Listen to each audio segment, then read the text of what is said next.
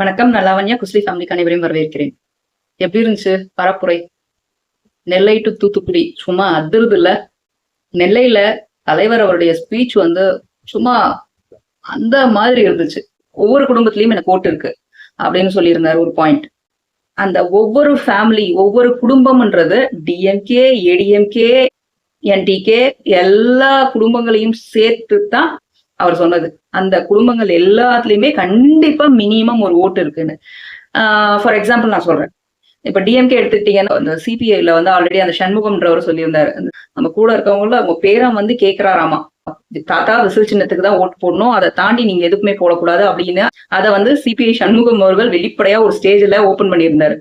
So நான் என்னங்க பண்றது, பேரன் கேட்கறான், வேற வழி இல்ல, நான் இந்த ஒரு வாட்டி விசில் போட்டுக்கிறேன் அப்படின்ற மாதிரி சொல்லிட்டார் போல இருக்கு. இன்னொரு எக்ஸாம்பிள் சொல்றேன். அன்பில் மகேஷ் அவர்கள், அவருடைய சொந்தக்காரங்க கல்யாணம்னு நினைக்கிறேன். அதுல ஃபேமிலியா போட்டோ எடுக்கும்போது அவங்க ரிலேஷன்ல யாரோ ஒரு பையன் சிரிடான்னு சொல்றாரு. பக்கத்துல இருந்து பையனை சிரின்னு போட்டோக்கு சொல்றாங்க. சிரிக்காம அப்படியே ஸ்டிஃபா நிக்கிறாரு அந்த பிள்ளை. அந்த பிள்ளைக்கு மீன் போட்டு சிரிக்கவே இல்லையே கடைசி அந்த அளவுக்கு ரோஷக்காரையா டிவிக்கு தோண்ட அப்படின்ற மாதிரி மீம்ஸ் கிரியேட் பண்ணிட்டு இருந்தாங்க. ரொம்ப நல்லா இருந்தது அந்த விஷயம் பார்க்கறதுக்கு. சோ இந்த மாதிரி ஒவ்வொரு குடும்பத்திலையும் தீவிரமான தமிழக வெற்றி கழக தொண்டன், தீவிர விஜய் அவர்களின் தொண்டன் இருப்பார்கள். அவங்க டிவிகேக்கு ஓட்டு போட வைப்பாங்க, இல்லைன்னா ஓட்டு போடுவாங்க. இது கண்டிப்பாக நடக்கும். அடுத்த விஷயம், காங்கிரஸ் பத்தி பேசியிருந்தாரு. அது உண்மைதான். ஆக்சுவலி காங்கிரஸ் ஆல்ரெடி தமிழக வெற்றி கழகத்துக்கிட்ட வர வேண்டிய சிச்சுவேஷன்ல தான் இருந்தது. ராகுல் அவர்கள் அதுக்கு முழு மனசோட இருந்தாரு. ஆனா ராகுல் அவர்களுடைய தாயாரின் நிர்பந்தத்தினால டிஎம்கேல இருந்துட்டாங்க. ஆனா அவருக்கு கொஞ்சம் கூட இதுல உடன்பாடே கிடையாது. முக்கியமா இதோட வேலைப்பாடு இங்க டிஎம்கேவோட இருக்கணும்ன்றது பண்ணது முக்கியமான ஆள் யாரு பாத்தீங்கன்னா இந்த செல்வ பெருந்தகை. இவரை பத்தி முக்கியமான சில விஷயங்கள் நான் சொல்றேன். மறக்க கூடாது, இதெல்லாம் நம்ம ரொம்ப வரலாற்றுல மறக்க கூடாத விஷயங்கள் இதெல்லாம். ஏன்னா ஓட்டு போடும்போது இதெல்லாம் நமக்கு ஞாபகம் வரணும். அவர் ஒரு ஸ்டேஜ்ல சிறப்பு விருந்தினரா கூப்பிட்டுருக்காங்களா என்னமோ அவர் கூப்பிட்டு உட்காந்துருக்காரு. அவங்க தொண்டர்களுக்குள்ளேயே அங்க சலசலப்பு. அதாவது செங்கோலை யார் கொடுக்கறது, நீயா நானா? அதுல ஒரு பெண்மணி செங்கோல் கொடுக்க ட்ரை பண்றாங்க. அவங்க கூட 4-5 ஆண்கள் சண்டை போடுறாங்க. அதாவது ஆர்குமெண்ட்ல ஈடுபடுறாங்க. நாங்க இவரு ஸ்டேஜ்ல தான் உட்காந்துருக்காரு. அங்க என்ன சலசலப்பு ஓடுதுன்னு இப்படி திரும்பி பார்த்துட்டு ஆனா சாதாரணமா விட்டுடுறாரு. இது ஒரு தலைவருக்கான பண்பே கிடையாது. அது பார்க்கும்போதே எனக்கு தோணுச்சு, இவர் எந்த மாதிரியான தலைவர்? அங்க ஒரு பிரச்சனை நடக்குது, தன்னுடைய தொண்டர்கள் கீழே அவர் ஒரு கண் பார்வையில சரி பண்ணிக்கணும், இல்ல அட்லீஸ்ட் எழுந்து போய் என்னன்னு பார்த்துருக்கணும். சாதாரணமா அப்படியே உட்காந்துருக்காரு, என்ன வேணா நடக்கட்டும் அப்படின்ற மாதிரி. அதுலயே அவர் மேல எனக்கு இமேஜ் போயிடுச்சு. அடுத்த இன்னொரு விஷயம், ஒரு டெத்துக்கு போயிருக்காங்க. அந்த இடத்துல இவரும் சீமானும் மீட் பண்றாங்க. அவங்க என்ன பேசுறாங்க, செல்வ பெருந்தகை சீமான் கிட்ட கேட்கிறாரு, அனில் ரோஸ்ட் சூப்பரா பண்றீங்களே நீங்க அப்படின்னு இருக்காரு. அதுக்கு இவரும் சிரிக்கிறாரு சீமானும். சோ ஒரு டெத்துல பேசுற விஷயங்கள் இது. அங்க சுத்தமா இந்த 2 பேர் மேலான இமேஜ் மொத்தமா முடிஞ்சிருச்சு. இந்த மாதிரியான அதுக்கப்புறம் நிறைய டிஎம்கே கிட்ட வாங்க வேண்டியதெல்லாம் வாங்கிட்டு தனக்கானதை ரெடி பண்ணிட்டு இங்க இருந்து போனா, இப்போ காங்கிரஸ் டிவிகே போச்சுன்னா இந்த இதுவெல்லாம் போயிடும். ஒண்ணு மாநில தலைவர்ன்ற பேர் போயிடும், இல்லைன்னா இந்த பிரச்சனைகள் வெளியே வரும். இந்த இதனால இப்படின்னு பண்ணி ஏதோ ஒண்ணு பண்ணி புடிச்சு உட்கார வச்சுட்டாரு இருக்கிறவங்கள. இதுதான் உள்ளுக்குள்ள இருக்கிறவங்களுக்கு கூட மனக்கசப்பு ஏற்பட்டு ஜோதிமணி அவர்களும் சரி, காங்கிரஸ் அவர்களின் வியூக வகுப்பாளரும் சரி, அவங்க எல்லாம் கூட மெசேஜ் போட்டிருந்தாங்க. அடுத்து எமோஷன்ன்ற ஒரு விஷயத்த மென்ஷன் பண்ணியிருந்தாரு தமிழக வெற்றி கழக தலைவர் அவர்கள். ஆமா, இதை நான் பழைய வீடியோலயே சொல்லியிருப்பேன். நம்ம தமிழக வெற்றி கழகம்ன்றது ஒரு அரசியல்ன்றதை தாண்டி ஒரு குடும்பமா, ஒரு எமோஷனா கட்டுக்குள்ள இருக்கிற ஒரு விஷயம். அதனாலதான் தலைவர் விஜய் அவர்களை பார்க்கும்போது அந்த எமோஷன்ன்றது ஏதோ ஒரு அரசியல் தலைவர் வராரு அப்படின்னா, ஏதோ ஒரு நடிகன் வராரு அப்படின்றது இல்லாம அதையும் தாண்டி தன் குடும்பத்தில் ஒருத்தரா பாக்குறதுனாலதான் இந்த அளவுக்கு கூட்டம் சேருது. சாதாரண ஒரு உச்சபட்ச நடிகரே வரட்டுமே, அப்படிப்பட்ட உச்சபட்ச நடிகர் வந்தாலும் இவ்வளவு கூட்டம் கூடுமானா சத்தியமா கூடாதுங்க. நின்னு பாப்பாங்க, போயிட்டாங்களா, அவ்வளவுதான். ஆனா தாரத்தாரையா அவங்க போற இடமெல்லாம் ஃபாலோ பண்ணிக்கிட்டு வராங்கன்னா அது எந்த அளவுக்கு அந்த மனிதர்கள் அவர் மேல அந்த அன்பை பொழியிறாங்கன்றது பெரிய விஷயம் இல்ல. இவங்க எல்லாம் பல பேர் சொல்லுவாங்க கூட்டம் ஓட்டாக மாறுமான்னு. இந்த கூட்டம் ஓட்டா மாறலன்னா நீங்க கேளுங்க, கண்டிப்பாக மாறும். அந்த ரெவல்யூஷன் April 23 அன்னைக்கு நடக்கும். அடுத்தது என்ன தடுக்கிறதுக்கு, இதுக்குள்ள வராம இருக்கிறதுக்கு பல விஷயங்களை பண்ணாங்க அப்படின்றத அவர் லிஸ்ட் அவுட் பண்ணாரு. உண்மை, அது நிஜமாவே ரொம்ப உண்மையான ஒரு விஷயம். ஒரு அரசியல்ல இருந்து வேற ஒரு துறையில இருந்த, சினிமான்னு இல்லாம வேற ஒரு துணை, business, what ever it is, எதுல இருந்தோ இந்த அரசியலுக்குள்ள புதுசா வரும்போது அவருக்கு பின்னாடி இவ்வளவு பெரிய கல்ட் ஃபாலோவிங் இருக்கும்போது அவர் எப்படி முடக்கலான்னு பார்த்து ட்ரை பண்ணிருக்காங்க. அந்த முடக்கலாம்ன்றோட ஃபர்ஸ்ட் ஸ்டெப் தான் கரூரில் நடந்த அந்த துர்மரணங்கள். மாக் இன்டர்வியூல சொல்லியிருப்பாரு, அது எனக்கு பெரிய ஒரு ஹாண்டிங்கான விஷயமாவே இருந்துகிட்டு இருக்கு. சாதாரண மக்களுக்கே அது வந்து ஒரு மாதிரி, ஐயோ இந்த மாதிரி இன்னொரு இடத்துல நடக்கவே கூடாது அப்படின்னு நினைக்கிற பட்சத்துல தனக்காக வந்து தன்னை பார்க்க வந்து இத்தனை பேருக்கு இப்படி ஆச்சுன்னும் போது அந்த மனிதன் எந்த அளவுக்கு நொடிஞ்சு போயிருப்பாரு, அதுல இருந்து வெளியே வரதுக்கு எவ்வளவு கஷ்டப்பட்டிருப்பாருன்றது யோசிக்கும் போதே நிஜமாவே நமக்கெல்லாம் பதறத்தான் செய்யும்.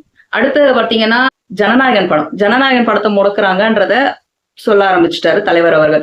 பல நாள் வந்து சொல்லிட்டே இருந்தாங்க, என்னென்னமோ பேசுறாரு, தன்னுடைய படத்துக்கு குரல் கொடுக்க மாட்டேங்கிறார். இப்ப குரல் கொடுத்துட்டாரு. இப்ப குரல் கொடுத்த அப்புறம் என்ன சொல்றாங்க, அப்ப ஜனநாயகனை பத்தி எல்லாம் உட்காந்து எங்க பேசிட்டு இருக்காரு இப்படின்னு ஆரம்பிச்சுட்டாங்க. இந்த வாய் இருக்குல்ல, வாய் அது இப்படியும் பேசும். ஒரு நாக்கு கிடையாது மனுஷனுக்குன்றத இதை வச்சு ப்ரூவ் பண்ணுவாங்க. ஆனா இந்த பிரச்சனை இருக்குன்றத தலைவர் விஜய் அவர்கள் தெளிவா சொல்லிட்டாரு.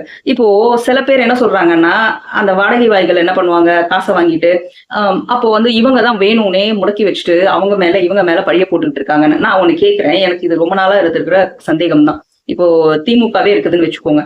சரி, தலைவர் விஜய் அவர்கள் தான் இந்த படத்தை முடக்கி வச்சு ஏதோ ஒரு அரசியல் பண்ண பாக்குறாருன்னு இவங்க சைட்ல இருந்து ஒரு குற்றச்சாட்டை வைக்கிறாங்க. அப்போ உங்க அரசியல் பலத்தை உபயோகப்படுத்தி இந்த படத்தை ரிலீஸ் பண்ண வச்சிருக்கலாமே. ரிலீஸ் பண்ண வச்சு இல்ல தலைவர் விஜய் அவர்கள் பண்ணதெல்லாம் அப்படியே ஓபன் பண்ண விட வேண்டியது தானே. பண்ண முடியாதுல்ல. ஏன்னா அந்த படம் வந்ததுன்னா பல அரசியல் கட்சிகள் அஸ்தமனம் ஆயிடும்ன்றதுதான் நிதர்சனம். அந்த காரணத்துக்காக தான் அதை இப்படி முடக்கி வச்சிருக்காங்க.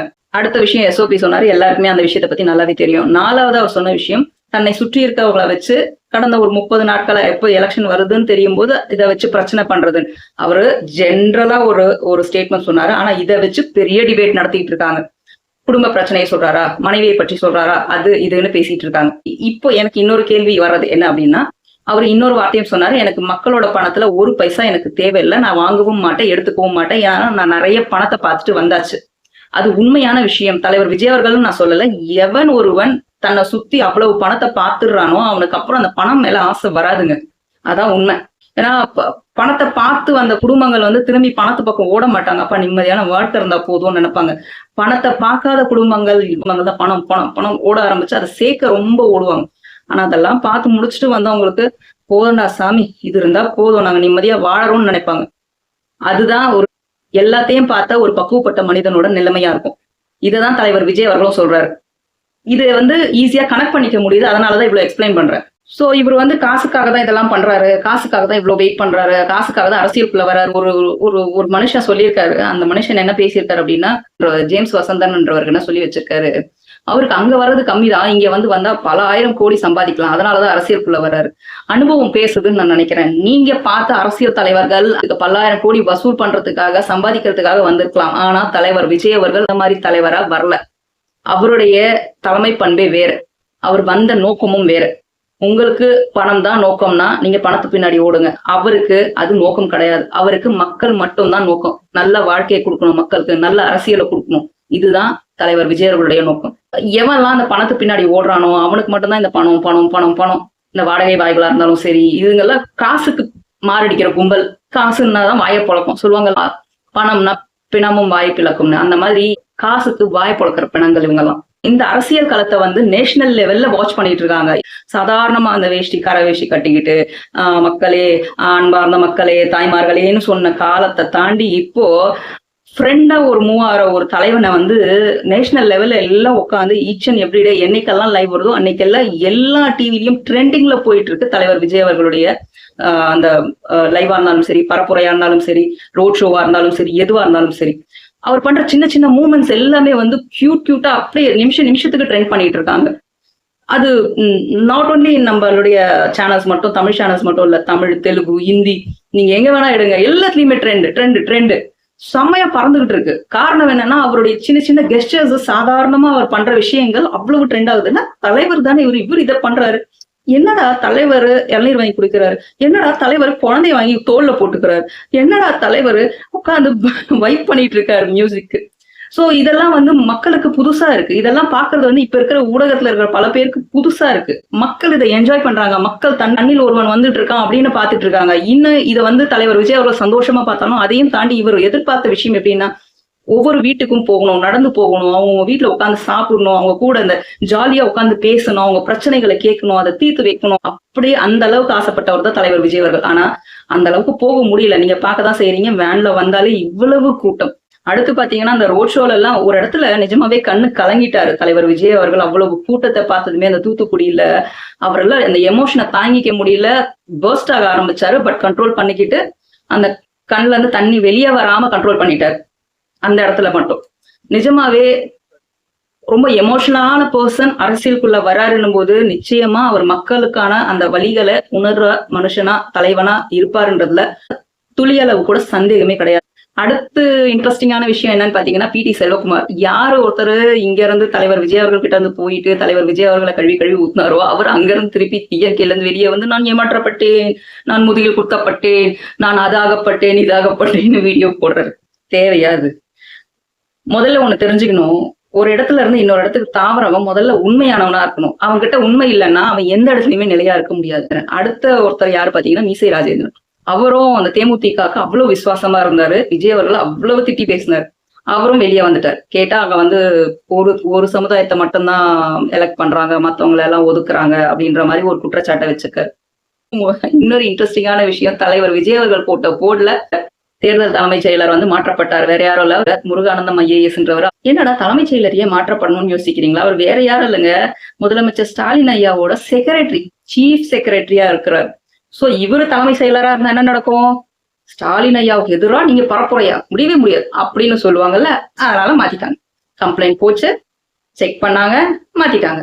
உடனே முதலமைச்சர் ஐயா அவர்கள் வந்து நான் கண்டனம் தெரிவிக்கிறேன், இது வந்து ஜனநாயகத்துக்கு இது பண்றீங்க, அப்படி பண்றீங்க, இது பண்றீங்கன்னு பாஜகவை சாடுறாராமா. அப்படி மயிலிறகுல தடவுடுறாரு, மயிலிறக தடவி சாடுறாங்க. இதுல சில பேர் வந்து மீடியால எல்லாம் கதறாங்க. என்ன சொல்றாங்க? டிபேட் பண்ண ஆரம்பிச்சிருவாங்க. நமக்கு தெரிஞ்ச விஷயம் தான், தலைவர் விஜய் அவர்கள் பரப்புரையோ ரோட் ஷோவோ பண்ணி முடிச்சுட்டா அடுத்த உடனே வந்து டிபேட் ஆரம்பிச்சிருவாங்க. என்னடா அப்படின்னு, இன்னைக்கு டாபிக் என்னது? தேர்தலில் முந்த போவதியா, அடுத்தது தன்னுடைய சொந்த பிரச்சனையை வைத்து அரசியல் செய்கிறாரா அப்படின்ற மாதிரி எல்லாம் வச்சாங்க. அவர் சொன்ன முக்கியமான பாயிண்ட் என்னது? நான் வந்து மக்களோட பணத்தை தொடமாட்டேன் அப்படின்னு சொன்னார். அதை வச்சு எந்த மீடியாவாவது விஜய் அவர்கள் மக்கள் பணத்தை தொடமாட்டேன்னு சொல்றாரு, இதே மாதிரி மற்ற அரசியல் கட்சிகள் சொல்லுமா அப்படின்னு கேட்கறாங்களா? அப்படின்னு டிபேட் பண்றாங்களா? கிடையாது. அதே போல நான் ஊழல் செய்ய மாட்டேன், என்னை சுற்றி இருப்பவர்களையும் நான் ஊழல் செய்ய விட மாட்டேன்னு சொன்னார். இதை வச்சு யாராவது டிபேட் பண்ணாங்களா? அதுவும் கிடையாது. ஆனா பண்ற டாபிக் எல்லாம் பாத்தீங்கன்னா ஒரு பைசா பிரயோஜனம் இல்லாத டாபிக். சும்மா அந்த 1 hour ஓட்டணும், அதுல தாவேக்காவை கழுவி ஊத்தணும். இதுதான் மீடியாக்களுக்கான வேலை. அடுத்து இன்னொரு விஷயம் வந்து, ஒரு தலைவர் விஜய் அவர்கள் சென்டிமெண்டா பேசி மக்களை கவர பாக்குறாரு. நீங்க செய்த சாதனைகளை பத்தி பேசுங்க, ஏன் சென்டிமெண்டா பேசுறீங்க? எல்லாத்தையும் விட்டு உங்களுக்காக வந்திருக்கேன், உச்சத்தை விட்டுட்டு உங்களுக்காக வந்திருக்கேன் அப்படின்னு சொல்றது சென்டிமெண்டா பேசுறதாமா, கெஞ்சறதாமா? நான் கேக்குறேன், அவர் உண்மையை தானே சொல்றாரு. நீங்க செய்வீங்களா? பேசுற அவங்க அவங்களுடைய சுய சம்பாத்தியத்தை, அந்த மாசத்துக்கான சம்பாத்தியம் இல்ல, மொத்தமா வேலையை இழுத்து மூடிட்டு போதும்னு சொல்லிட்டு அரசியலுக்குள்ள வர தைரியம் இருக்கா? மக்களுக்காக தொண்டு செய்ய வர தைரியம் இருக்கா? இல்ல. அப்படி இருக்கும்போது ஒரு மனிதன் தன்னுடைய பல 100 கோடிகளை விட்டுட்டு மக்களுக்காக தொண்டு செய்ய வரேன்னு சொல்லி தன்னுடைய சொந்த 2 இடங்களை விட்டு எலெக்ஷனுக்காக வேலை செஞ்சுட்டு இருக்காரு. இன்னைக்கு பாத்தீங்கன்னா கூட இந்த நெல்லை பரப்புரையில வந்து அவரு அந்த டென்ட் எல்லாம் போட்டு அவ்வளவு பேருக்கு எல்லா வசதிகளும் செய்து, அந்த மருத்துவ வசதியா இருந்தாலும் சரி, அடிப்படை வசதிகள் எல்லாத்தையுமே செஞ்சு தன்னுடைய செலவுல நடந்துட்டு இருக்கு. அந்த மாதிரி மத்த கட்சிகள் செய்யறாங்களா? அவங்களுடைய கட்சி தலைவர்கள் காசுல செலவு எல்லாம் நடக்குதா? தொண்டர்கள் காசுல தானே நடக்குது. ஆனா இங்க அப்படி கிடையாது. இத வந்து சொல்றதுல தப்பே கிடையாது. தலைவர் விஜய் அவர்கள் தாராளமா எல்லா இடத்துலயுமே சொல்லலாம். மக்களுக்கு எது கொண்டு போய் சேர்க்கணுமோ அது கொண்டு போய் சேர்த்துதான் ஆகணும். அதுவும் ஒரு வகையான நியாயமான அரசியல் தான். ஆமா, நான் இவ்வளவு கஷ்டப்படுறேன் அப்படிங்கிறது மக்களுக்கு தெரியணும். தப்பே கிடையாது. நான் கடைசியா ஒரு விஷயத்த சொல்லி ஆசைப்படுறேன். இந்த கடவுளை நான் வேண்டிக்கிறேன், கூடிய சீக்கிரம் அவர்கள் குடும்பத்துல எல்லா பிரச்சனையும் தீர்ந்து அவங்க குடும்பம் மொத்தமும் ஒன்னா வாழணும். அதை பார்த்து இப்ப வந்து இந்த மாதிரி கழுவி ஊத்துதுங்கல்ல, அவருடைய மனைவியை வச்சு அரசியல் செய்துங்கல்ல சில பிணங்கள், அந்த பிணங்கள் எல்லாம் மூஞ்சி எங்க வச்சுக்கோங்கன்னு நாங்க பார்க்கணும். தயவு செய்து பாக்குற நீங்களும் ஒரு 5 செகண்ட் தலைவர் விஜய் அவர்களுக்காகவும் அவங்க குடும்பத்துக்காகவும் வேண்டிக்கோங்க. கண்டிப்பா ஒண்ணு சேரணும்னு. சேர்ந்தாங்கன்னா அதை விட இந்த அரசியல் கட்சிகளுக்கு முகத்துல கரிய பூசுற விஷயம் வேற எதுவுமே இருக்காது. எதெல்லாம் வச்சு அரசியல் பண்றாங்கல்ல, கேவலமான ஜென்மங்க இந்த அரசியல் பண்றவங்கன்றது நமக்கு எவ்வளவு பேர் எக்ஸ்போஸ் ஆகுறாங்க பாருங்க. இந்த மாதிரி விஷயங்கள்ல ஒரு தப்பான ஒரு விஷயத்தை எடுத்துட்டு வந்து ஊதி பெருசாக்கி மக்கள் கிட்ட ஒரு அரசியல் தலைவரை நெகட்டிவா போர்ட்ரே பண்ண வேண்டிய வேலையை பார்த்துட்டு இருக்காங்க இந்த பிணங்கள். பார்ப்போம் எவ்வளவு தூரம் தான் நடக்குதுன்னு பார்ப்போம். வாக்களிப்போம் மிசில் சின்னத்தில். மேலும் பேசுவோம். நன்றி, வணக்கம்.